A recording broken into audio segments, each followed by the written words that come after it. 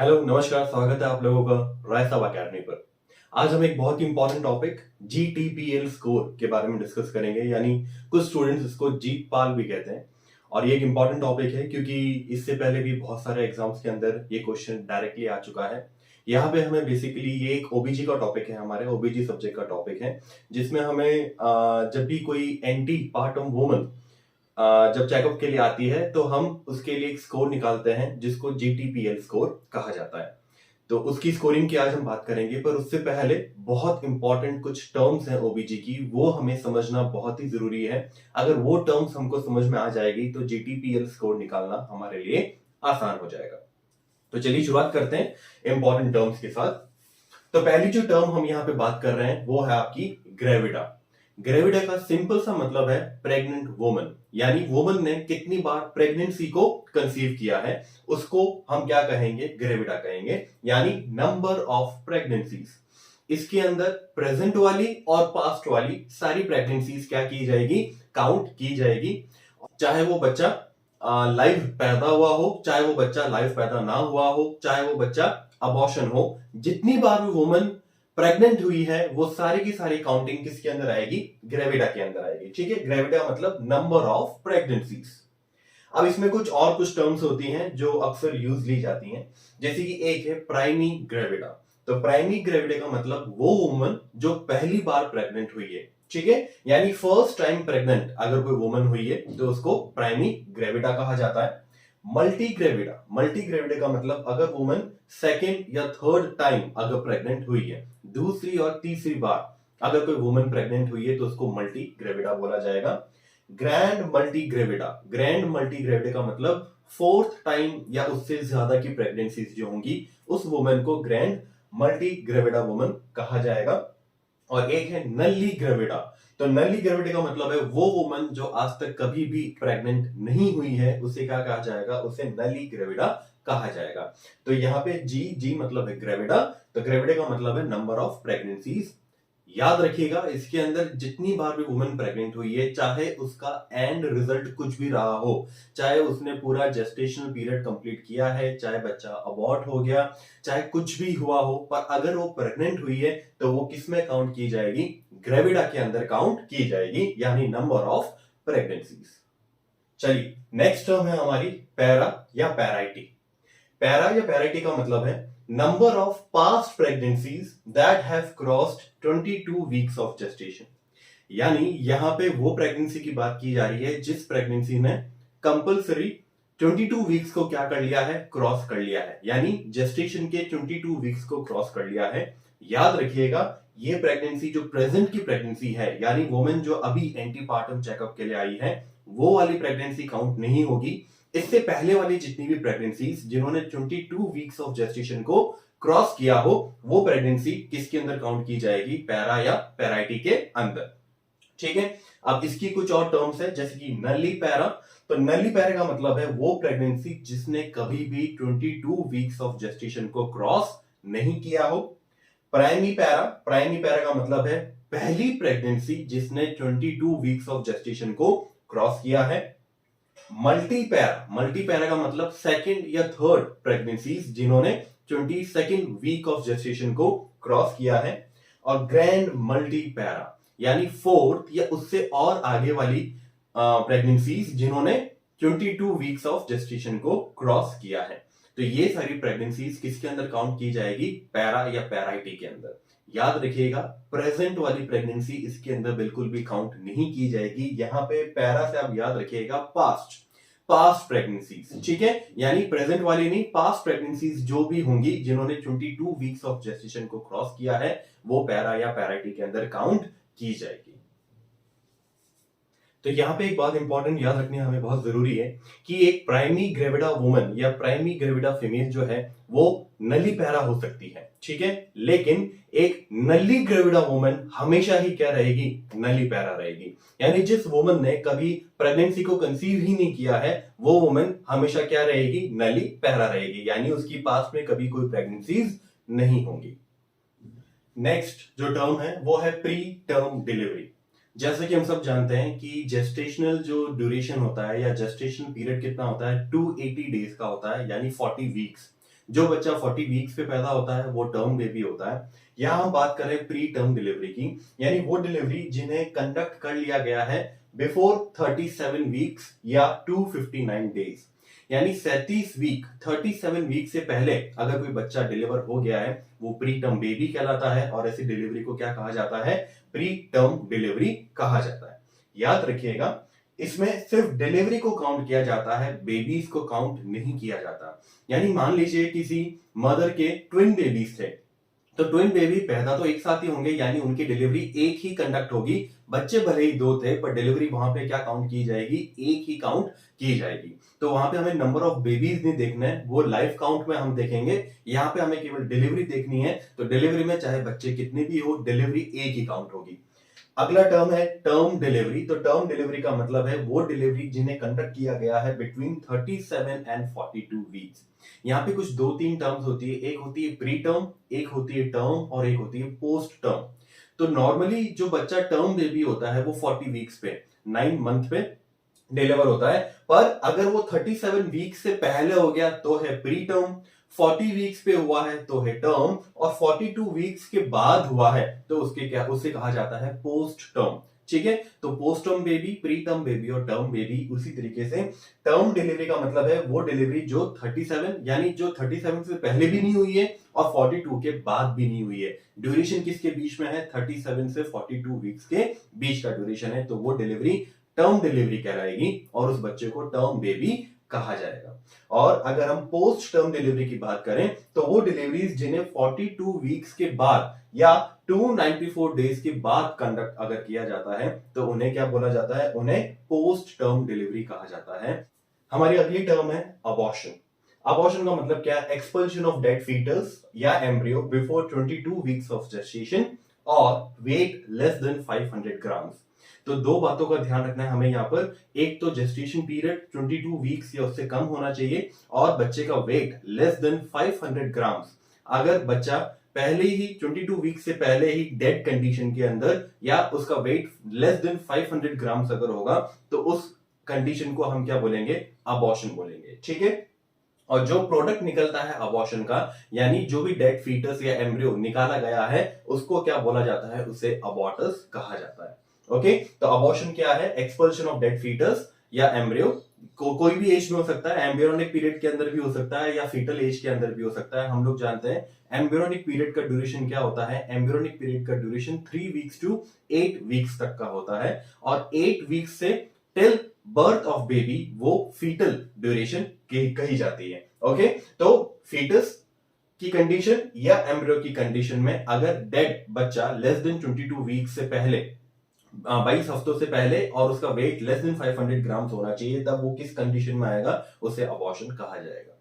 अब यहाँ पे बच्चे अक्सर कंफ्यूज होते हैं अबॉर्शन और एक टर्म और जो हम बात करते हैं जिसे स्टिल बर्थ कहा जाता है। क्या कहा जाता है?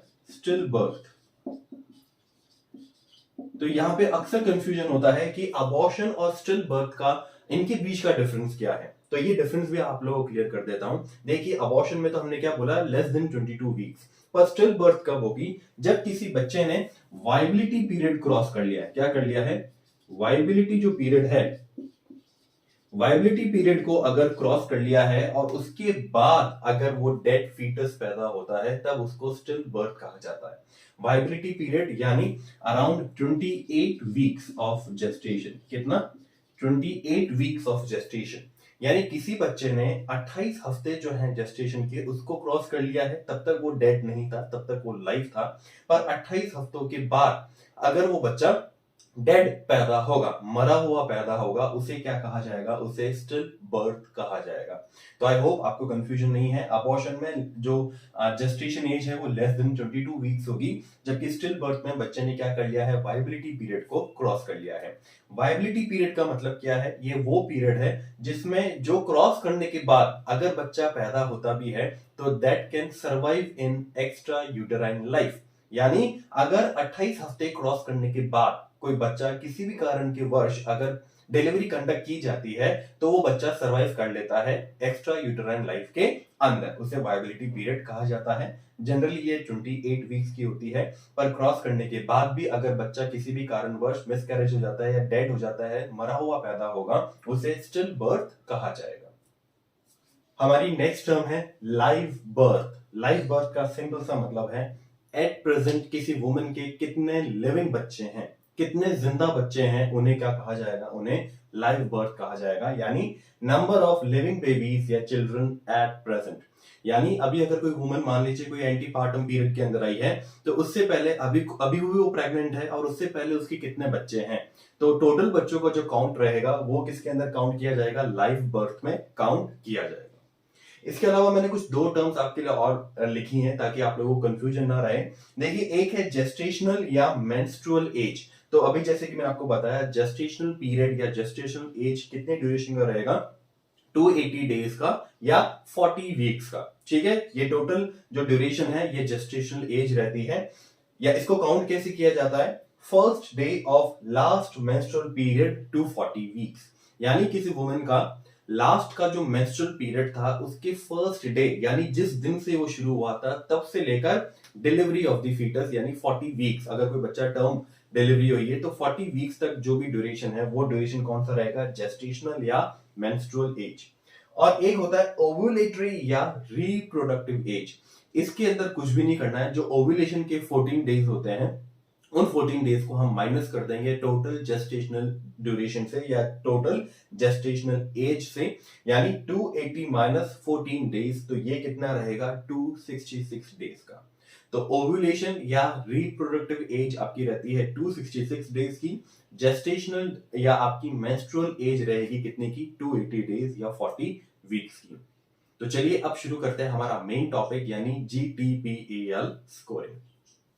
तो बात करते हैं हमारे GTPL स्कोर की। तो पहले हम यहाँ पे मतलब देख लेते हैं GTPL का मतलब क्या है, मीनिंग क्या है। तो G का मतलब यहाँ होता है ग्रेविडिटी, जो हमने ग्रेविडा की बात की थी, यानी नंबर ऑफ प्रेगनेंसीज। T का मतलब है टर्म डिलीवरी या टर्म बर्थ, यानी जो बच्चे टर्म पे पैदा हुए हैं, यानी उन्होंने कंप्लीट जेस्टेशन ड्यूरेशन को क्रॉस किया है। फिर P का मतलब है यहाँ पे प्री टर्म डिलीवरी। देखिए, मैंने इसको यहाँ पे रेड कलर में इसलिए लिखा है क्योंकि यहाँ बच्चे अक्सर कंफ्यूज होते हैं कि P का मतलब पैराइटी होता है या प्री टर्म। तो P का मतलब यहाँ पैराइटी नहीं होता। अगर पैराइटी पूछनी होगी तो क्वेश्चन में अलग से पूछी जाएगी, वरना GTPL के अंदर जो P है उसका मतलब होता है प्री टर्म डिलीवरी। पैराइटी के साथ यहाँ पे कंफ्यूज ना हो। A का मतलब होता है अबॉर्शन, यानी 22 वीक से पहले या 500 ग्राम से कम अगर किसी बच्चे का बर्थ हुआ है डेड। और L का मतलब है लाइव बर्थ या चिल्ड्रन एट प्रेजेंट, यानी अभी जब वो चेकअप कराने के लिए आई है तो उससे पहले उसके कितने जीवित बच्चे हैं, कितने लाइव बच्चे हैं, उनकी काउंट लाइव बर्थ के अंदर की जाएगी। ओके, तो चलिए कुछ क्वेश्चंस देख लेते हैं और क्वेश्चन से समझते हैं हमारा GTPL स्कोर। चलिए तो क्वेश्चन देखते हैं। क्वेश्चन क्या कह रहा है, a antenatal female of 28 weeks pregnancy, यानी अभी उसको 28 वीक की प्रेगनेंसी के लिए वो एंटीनेटल चेकअप के लिए आई है। One pregnancy terminated at 18 weeks, a 34-week live baby and a 40-week live baby, one dead baby at 25 weeks। ठीक है, तो ये क्वेश्चन है कि एक एंटीनेटल फीमेल है जो अभी 28 वीक्स की प्रेगनेंसी में आई है, एक प्रेगनेंसी टर्मिनेट हो गई है उसकी 18 वीक्स पे, 34 वीक्स पे एक लाइव बेबी है और 40 वीक्स पे एक लाइव बेबी है और एक डेड बेबी है 25 वीक्स के अंदर। तो चलिए देखते हैं इसका GTPL स्कोर। तो GTPL स्कोर अगर हम देखें, पहले हम बात करते हैं G की यानी ग्रेविडा। हम काउंट करते हैं कि अभी तक वुमन कितनी बार प्रेग्नेंट हो चुकी है। देखिए, अभी एक बार खुद ही प्रेग्नेंट है 1, एक प्रेगनेंसी यहाँ पे हुई है 18 वीक्स पे 2, 34 वीक्स पे लाइव बेबी 3, 40 वीक्स पे लाइव बेबी 4 और एक डेड बेबी यानी 25 वीक्स पे, यानी 5 बार ये वुमन क्या हुई है, प्रेग्नेंट हुई है। क्या हुई है, तो इसका ग्रेविडा कितना हो गया 5।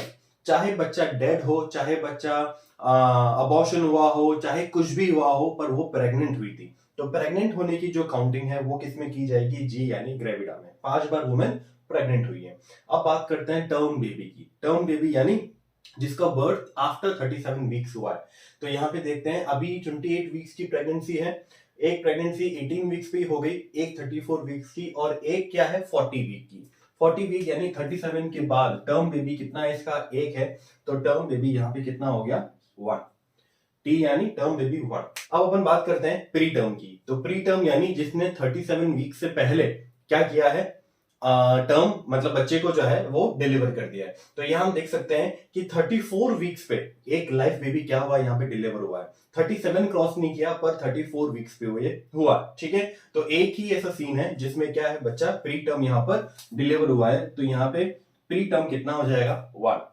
अबॉर्शन की अगर बात करें तो अबॉर्शन में हमने देखा था कि 22 वीक से पहले या 500 ग्राम से कम। तो 22 वीक से पहले देखिए यहाँ पे 28 वीक है, ये क्रॉस हो चुका है, 34 क्रॉस हो चुका है, 40 क्रॉस हो चुका है। पर 18 वीक्स की एक प्रेगनेंसी है जो टर्मिनेट हो गई थी, डेड बेबी है, टर्मिनेट हो गई थी, ठीक है ना। और 18 वीक्स, तो 18 वीक्स यानी अबॉर्शन यहाँ पे कितना हुआ है, एक। यहाँ पे एक अबॉर्शन हो गया है। और ये जो वन डेड बेबी ये भी 25 वीक्स पे था, ठीक है। तो 22 वीक्स इसने क्रॉस कर लिया, तो ये अबॉर्शन के अंदर नहीं आएगा। फिर उसके बाद आता है लाइव बेबी, यानी अभी जिंदा बच्चे कितने हैं। तो एक तो अभी खुद ये प्रेग्नेंट है, तो ये अभी कुछ कह नहीं सकते। 34 वीक्स पे लाइव बेबी है और 40 वीक्स पे लाइव बेबी है, 2 लाइव बेबी है। यानी लाइव बेबी कितना हो गया इसका, 2, ठीक है। तो ये हो गया इसका GTPL स्कोर। अगर हम पेराइटी, अगर इसमें क्वेश्चन में हमसे पेराइटी भी पूछा होता, क्या पूछा होता, पेराइटी पूछा होता, तो पेराइटी में हम लोग जानते हैं क्या कि पहली बात तो पास्ट प्रेगनेंसीज, ठीक है। तो उसमें जो अभी ये वुमेन प्रेग्नेंट है ये हम बिल्कुल भी काउंट नहीं करेंगे। तो पास्ट प्रेगनेंसीज जिन्होंने क्या किया है, 22 वीक से ज्यादा क्रॉस कर लिया हो, ठीक है। तो यहाँ पे अगर हम देखें तो कितनी ऐसी प्रेगनेंसीज हैं, देखिए ये टर्मिनेट हो गई थी 18 वीक्स पे, यानी ये पेराइटी के अंदर नहीं आएगी। 34, 40 वीक्स और ये हो गया आपका 20 वीक्स, ठीक है। तो 3 यहाँ पे कितना हो गया, पेराइटी हो गया। 3 यहाँ पे कितना हो गया है, पेराइटी हो गया। ओके, तो इस तरीके से हम लोग क्या निकालते हैं, GTPL स्कोर। यहाँ पे आप याद रखिएगा, यहाँ पे P का मतलब क्या है, प्री टर्म है, प्री टर्म है। पेराइटी अगर क्वेश्चन पूछा जाएगा तो वो अलग से पूछा जाएगा पेराइटी। अगर सिर्फ GTPL पूछा है तो आपको प्री टर्म निकालना है, ना कि पेराइटी। चलिए अब देखते हैं अगला क्वेश्चन। इस क्वेश्चन में आपको बेसिकली सब बात समझ में आ जाएगी। देखिए क्वेश्चन क्या कह रहा है, Mrs Tina is currently pregnant. Her first child was born at 38 weeks, second child was born at 35 weeks, one child died after few weeks of birth at 37 week. She lost 2 pregnancies, one at 15 weeks and one at 16 weeks. Find her GTPL score. साथ में parity भी देखेंगे। तो चलिए पहले हम gravida की बात करते हैं, जी की बात करते हैं, यानी गिन लेते हैं ये मिसेस टीना जो है कितनी बार प्रेग्नेंट हुई है। तो एक तो वो अभी प्रेग्नेंट है, 1। पहला बच्चा 38 की वीक की प्रेगनेंसी पे, 2। सेकंड चाइल्ड 35 वीक्स पे, 3। एक बच्चे की मृत्यु हो गई पैदा होने के कुछ हफ्तों के बाद, 4। 2 इसके क्या हो गए, एक 15 वीक्स पे और एक 16 वीक्स पे, ठीक है। यानी टोटल 6 हो गया ग्रेविडा। ग्रेविडा कितना हो गया, 6। देखिए काउंट कर सकते हैं, एक तो अभी प्रेग्नेंट है तो ये हो गया नंबर 1, एक यहां पर नंबर 2, एक यहां पे नंबर 3, एक यहां पे नंबर 4, एक यहां पे नंबर 5 और एक यहां पे यानी नंबर 6। तो 6 बार मिसेस टीना क्या हो चुकी है, प्रेग्नेंट हो चुकी हैं। यानी इनका टोटल ग्रेविडा कितना हो गया, टोटल ग्रेविडा हो गया इनका 6, ठीक है। तो ये तो बात हो गई हमारे कि मिसेस टीना कितनी बार क्या हुई है, प्रेग्नेंट हुई है। तो 6 टाइम्स मिसेस टीना क्या हो चुकी हैं, प्रेग्नेंट हो चुकी हैं। तो ये आपको ग्रेविडा आई होप समझ में आ गया। ग्रेविडा में हम लोग प्रेजेंट वाली प्रेगनेंसी भी काउंट करते हैं, पैराइटी के अंदर नहीं करते। ओके, अब बात करते हैं टर्म बेबीज। टर्म बेबीज यानी जिन्होंने 37 या 37 वीक्स को क्रॉस कर लिया हो। तो यहां में देख सकते हैं अभी करंट प्रेगनेंसी का कुछ भी कहा नहीं है। फर्स्ट प्रेगनेंसी कब हुई थी, 38 वीक्स पे, यानी 37 को क्रॉस कर लिया, तो ये हो गया एक बच्चा हुआ है 35 वीक्स पे, यानी यहाँ पे अभी 37 वीक्स को क्रॉस नहीं किया है। और एक बच्चा जो मर गया था, पर बर्थ कब हुआ था इसका, 37 वीक्स के बाद, यानी इसने भी 37 या 37 वीक्स को क्रॉस कर लिया। यानी बर्थ तो ये क्या था, टर्म बर्थ था, लेकिन पैदा होने के बाद बच्चा मर गया, पर ये टर्म डिलीवरी के अंदर ही काउंट होगा। तो कितनी, 38 और 37, क्योंकि उसके बाद 15 और 16 ये दोनों ही 37 को क्रॉस नहीं किया है। तो 37 को भी याद रखिएगा, टर्म डिलीवरी के अंदर ही काउंट किया जाएगा। तो 2 हो गए यहाँ पे टर्म डिलीवरी या टर्म बर्थ। ओके, अब बात करते हैं पी यानी प्री टर्म। प्री टर्म यानी 37 वीक से पहले। तो 37 वीक से पहले आप देख सकते हो यहां पर 35, और कहीं पे भी नहीं, 35 जो है ये 37 से पहले हुआ है, यानी प्री टर्म यहां पे कितना हो गया, 1। ओके, अब बात करते हैं अबॉर्शन की। अबॉर्शन यानी जब प्रेगनेंसी हुई पर 22 जेस्टेशनल वीक्स को वो क्रॉस नहीं कर पाई। तो देखिए अभी का कुछ कह नहीं रहा है, ये 38 क्रॉस कर लिया, 35 क्रॉस कर लिया, 37 क्रॉस कर लिया, पर यहाँ 15 वीक्स और 16 वीक्स ये दोनों की बात करें तो इन्होंने 22 वीक्स को क्रॉस नहीं किया है। अबॉर्शन कितना हो गया है?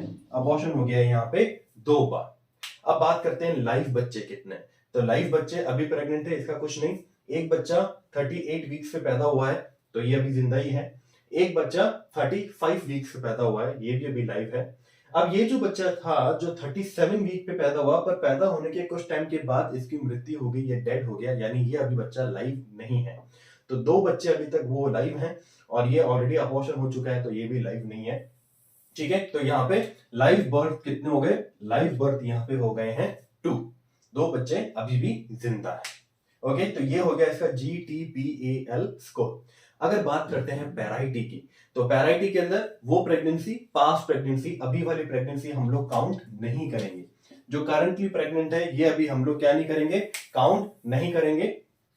अभी वाली करंट वाली प्रेगनेंसी यहाँ पे काउंट नहीं होगी। इससे पहले वाली प्रेगनेंसीज की बात करें तो 38 यानी 22 वीक्स को क्रॉस कर लिया, 35 इसमें भी क्रॉस कर लिया, 37 इसमें भी क्रॉस कर लिया। 15 और 16 के अंदर पैराइटी क्रॉस नहीं हुई है, यानी 22 वीक्स को क्रॉस नहीं किया। तो केवल 3 ऐसी प्रेगनेंसीज हैं पास्ट की प्रेगनेंसीज जिन्होंने 22 वीक्स जेस्टेशनल ड्यूरेशन को क्या किया है? क्रॉस किया है, यानी यहाँ पे पैराइटी कितनी हो जाएगी? 3 हो जाएगी। कितनी हो जाएगी? 3। ओके, तो आई होप ये क्वेश्चन में आपको सब कुछ अच्छी तरीके से समझ में आ गया है कि किस तरीके से GTPL स्कोर और पैराइटी को हम लोग कैलकुलेट करते हैं। ओके, तो थैंक यू। अगर आप लोग चाहें तो कमेंट में लिख सकते हैं कुछ और क्वेश्चंस भी, अगर आप लोग या आपके पास अगर कुछ क्वेश्चंस हैं, कुछ डाउट है GTPL स्कोर के रिगार्डिंग, तो आप लोग कमेंट के अंदर वो छोड़ सकते हैं। मैं 100% एक वीडियो के अंदर उनको भी सॉल्व कराने की कोशिश करूंगा। अगर आपको ये वीडियो समझ में आया है और अच्छी तरीके से अब आप लोग कॉन्फिडेंटली GTPL स्कोर और पैराइटी को वेल डिफाइन कर सकते हैं और साथ में कैलकुलेट भी कर सकते हैं, तो प्लीज इस वीडियो को लाइक कीजिए, इस वीडियो को शेयर कीजिए और मेरे चैनल को सब्सक्राइब कीजिए। Thank you.